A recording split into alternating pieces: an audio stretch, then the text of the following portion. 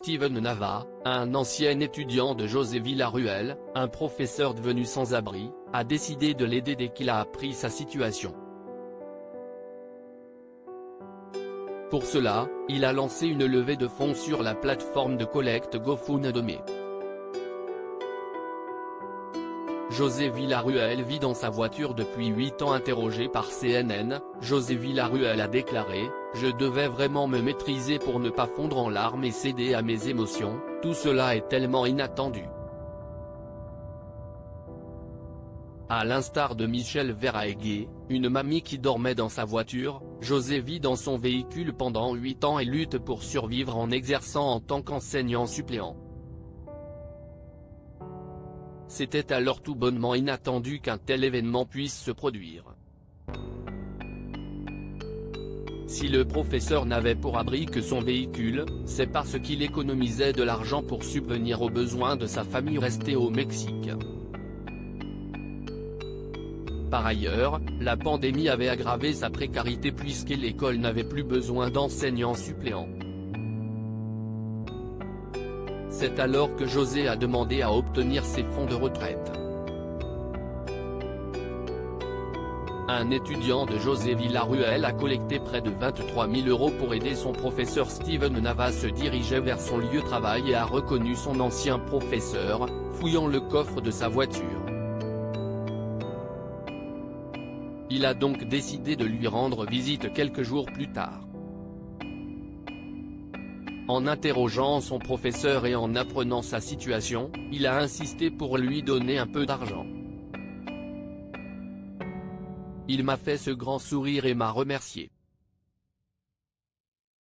Il est venu me faire un câlin et alors qu'il me serrait dans ses bras, j'ai vu une petite larme couler sur son visage,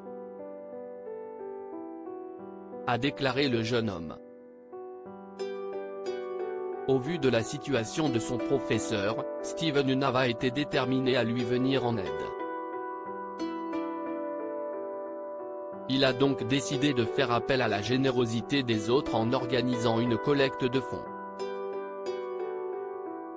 Après cela, l'ancien étudiant a décidé d'organiser une fête surprise pour offrir la somme collectée à José Villarruel. La présence de tous ces anciens élèves témoignait de tout ce que l'enseignant avait fait pour sa communauté. Steven ne pouvait le laisser à son sort. Il a participé à faire de nous les personnes que nous sommes aujourd'hui, je voulais m'assurer qu'il soit dans une situation où il n'ait plus à s'inquiéter, confie le jeune homme ému. José Villarruel a pu avoir un toit au-dessus de sa tête quand le département des shérifs de la région a appris l'histoire de José Villarruel, ils l'ont aidé à obtenir une chambre dans un motel. De fait, le temps qu'il trouve un logement, il aura trouvé un endroit où séjourner pendant un mois. Dans un communiqué, Mike Jones, shérif adjoint de la sensibilisation des sans-abri de la région a déclaré dans un communiqué « Ce sont ces efforts qui aident la population la plus vulnérable de notre communauté à sortir de la précarité. » José compte bien tirer le meilleur parti de cette nouvelle situation et prévoit de faire un voyage au Mexique pour voir sa famille. Je sais que de bonnes choses vont arriver, a-t-il déclaré.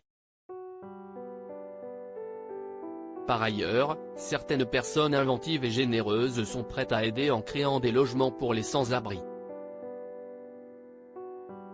La générosité participe à notre bien-être. Des besoins fondamentaux se cachent derrière un comportement généreux. Dans un entretien avec Marie-France, Isabelle Fioza, psychothérapeute et auteure de Les Autres et moi, explique qu'il s'agit d'un besoin de pouvoir au sens noble du terme je peux. Cela procure également un sentiment de bien-être. De ce fait, offrir son temps, son attention, sa disponibilité, son argent, participe à révéler notre capacité intrinsèque de partage, comme l'en témoigne le cas de cette femme vis-à-vis d'un sans-abri. Plus que cela, l'action de donner matérialise un besoin qui est ancré en nous. celui de la connexion avec l'autre.